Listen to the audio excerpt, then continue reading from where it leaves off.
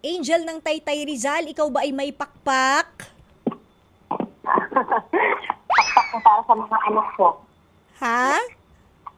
Para sa mga anak ko, tuloy pa rin lumalaban. Ayun, yun yung, yung kanyang mga invisible wings. Oh, why not? Sige, Angel, parang medyo, ang lalim na agad nung sinabi mo eh. Oo, Opo, masyadong, ha? Nay- naiyak nga po kanina sa message nyo about po sa mga anak o sa mga single mother. Opo. Oh. Are you a single mother? Po, 4 po yung anak ko. Okay, Opo. nasaan na, pare-pareho ng tatay? Yes po, nasa probinsya po. Nasa probinsya, pero kayo pa rin ba? Wala na po. Wala na. Ba't kayo nagkawalaan nitong lalaking ito? Medyo, komplikado na po yung sitwasyon kasi Ha? nakaintindihan. Hindi kayo nagkaintindihan? Bakit? Ano bang language niya? Ano bang language mo? Bakit po hindi ka na kino-consider na asawa po sa lahat po ng mga desisyon niya, kung ano mga gusto niyang gawin sa buhay niya, gano'n. Hindi ka na po kino-consider, gano'n po. So kumbaga, may sarili siyang diskarte at hindi ka kasali. Opo, yun. Hindi ka naman Wala sinasaktan. na po. No. Wala naman po. Parang wala ka na lang sa linya ng buhay niya, gano'n. May Parang- sarili na siyang, bali wala na po. Sa mga desisyon niya sa buhay, hindi kayo kasali ng mga anak mo. Ganun ba? Opo, about po sa mga pera, o po sa mga desisyon, gano'n po. Alam mo, parang nagkausap na tayo dati, Angel, na sabi mo nga kalilipat mo lang ng Taytay para magtrabaho. Tama ba? Yes po. Ah. 'Di ba? Sabi mo kalilipat mo lang ng Taytay. So ibig ba sabihin nun, yung anak mo kasama mo? Hindi po kasi ngayon po, yung tinitiran ko po ngayon, dapat po may-ari. So hindi na po, hindi ko pa po mag-play yung mga anak ko kasi nga po. Wala pa po maayos na matitirahan. Kasi yung bahay po ng nanay ko, nadaganan pa po ng puno nung bumagyo. So sira-sira pa po kaya pa po kami nakalipat. Nasaan ngayon ang mga anak mo? Nandun po sa Mindanao, Sino kasama? yung tatay po nila. Hala? Okay naman si tatay sa mga anak niya. Okay naman po, may settlement naman po kami na pwede naman mahiram yung mga bata. Pwede okay na po yung buhay ko dito. Meron na po maayos na bahay. Ay na po sila kukunin. Teka, sandali ha. Ilang taon na ba tong mga anak mo? Kasi sabi mo 4, di ba? So ilang taon na yung pinakamatanda? 22 po. May edad na. O, yung second, 18 po. yung pangatlo, 12. at 4 years old po. so ang minors mo ay 2, 4 years. Apo. 4 and 12, tama? Yes, yes po. Pero 'di ba pagka ganun, dapat sa nanay 'yon? Yes po. Bali yun nga po ang nangyari.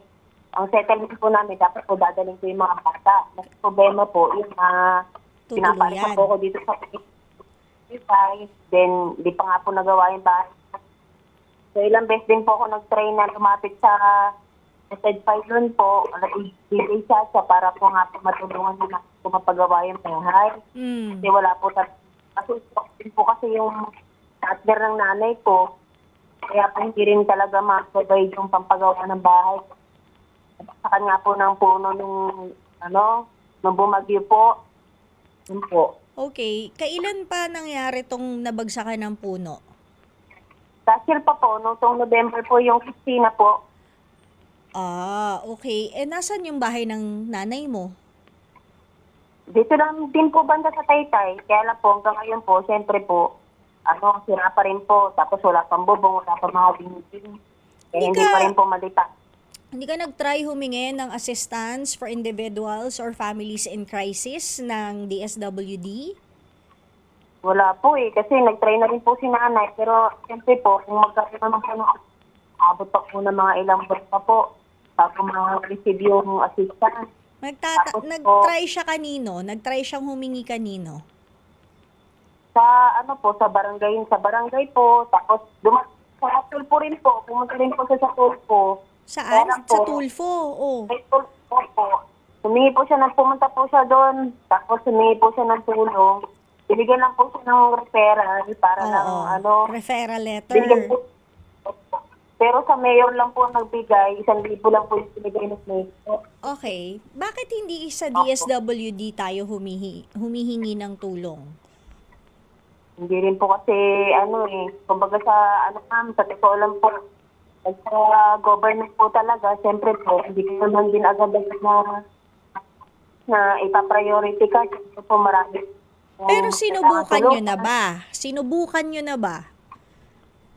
Yes po, na-try naman po niya. Siguro nabigyan siguro siya, ma'am, ng assistant, mga 3,000 lang po. Siguro, ganon. Sa DSWD to? Opo. So, saan napunta? Kulang pa rin yung 4,000? Opo, kasi sira po talaga, ma'am. Tapos, siyempre po, nagpangakot po kami ng mga natagalan po kasi yung mga paghakot-hakot sa mga puno doon kasi sira-sira pa po yung puto po. Kasi malaki na po yung, yung malaking yung puno. Okay. And opo, stroke din kasi yung stepfather ko po. So, wala rin po sa kanya. Tumulong. Wala nang ibang nakatira sa bahay bukod sa stepfather mo tsaka doon sa nanay mo? So, silang dalawa lang po. Okay. Tapos, so ngayon, okay, sige, erase muna natin sila. Kasi nga, sabi mo, dahil sira pa yung bahay. So, anong balak mo? Anong balak mo ngayon? Ayun nga po, waiting pa po sa call ng trabaho kasi naghahanap mga po ng iba rin trabaho. Kasi nga po, siyempre, hindi naman po pwedeng waitan tayo sa call. I-school po yung mga bata, kailangan na rin po na magpadala. Kaya po medyo, hirap din po. Pero sinusuportahan naman sila nung tatay nila. Yes po, yes May po, trabaho ma'am. naman. Si ex. Opo, regular naman po sa trabaho. Bakit, I'm sorry medyo kakalkalin ko lang ng konti. Napuno ka na ba? Ayaw mo nang subukang itry ulit? Yun lang ba yun ba talaga yung naging problema lang? Wala nang iba, walang pangangaliwa, hindi ka sinasaktan, hindi ka physically abused? Kasi po, parang ginawa ko na po lahat kahit po yung mga kapatid ko. Siguro po mahirap din kasi pag mahirap ka lang, parang gusto ng pamilya, ng mga kapatid niya. Ayaw sa'yo. Opo. Pero lahat po, ma'am, ginawa ko po doon kahit hindi ko ginagawa. Naguguna ako, nagdadamo ako sa mga damuhan. Naman hindi ko talaga yun na hindi ko talaga alam yun, pero doon po ako natutin na magdamo-damo sa mga maisan, sa mga tubuhan, sa mga parang mamuting kahoy, balanghoy. Okay. Saan mo ba nakilala tong asawa mo? Dito rin po sa Taytay. Ano siya dati? Ano po? Meron po silang sariling tindahan dati po. Parang naging mag-best friend po kami. Oo nga, pero ano trabaho niya dati dyan sa Taytay? May sarili po silang business, tapos nagtatrabaho rin sila. Doon ngayon sa Mindanao, may sarili rin silang business. Ganun ba? Bali, regular po. Regular po sa munisipyo. So trabahador na siya sa sa LGU. Ganon. Yes. Okay. O sige, Angel. Medyo salay-salay yung problema natin. Pero sana one day maging okay ka. Sana makahanap ka ng trabaho para kung ano man, makuha mo yung kids mo. Okay naman siya sa settlement. Alam ba niya na kapag ka medyo nakabangon ka na, kukunin mo yung mga anak mo? Meron po kaming kasunduan na hindi pwedeng kasi siyempre po, nalalaman ko rin po nung bago ko umalis doon. At po sila ng ate niya na hindi raw ipapakita sa akin yung mga. Kaya ginawa ko po, naggumawa po ako ng kasulatan na ganito po yung pagkakasundo namin about sa mga bata. Kasi pwede ko po siya kasuhan kaya itatanggal ko sa trabaho pagka talagang nanago niya yung mga anak ko. Okay. Nagbaranggayan ba kayo nito sa harapan ng barangay captain? Yung kasulatan. Ayaw kasi tanggapin sa barangay, ma'am. Kailangan po sa DSWD o sa ano. Ayaw ka naman po. Actually, hindi yan, Alagad yun. pagka ganyan, since nasa Mindanao kayo, sa Apo. sa CSWD yan, or sa MSWD, meaning sa Municipal Welfare Development, worker, o dun sa regional head, hindi siya, o dun sa pinakang head ng Municipal Social Welfare and Development, or sa City Social Welfare and Development. Kasi kapag naandyan ka na, nakadetach dyan ang DSWD.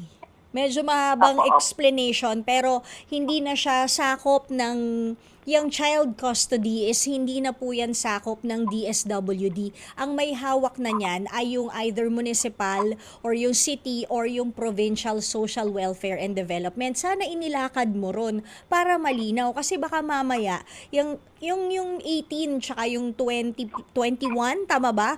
Yung 18 tsaka yung 22? Apo. Yung 18 tsaka 22, wala ka na magagawa dyan. Mga ano na yan, of legal age na yan. Pero yung dalawa, at least kahit paano, may habol ka pa kasi may kasulatan kayo, pumirma siya.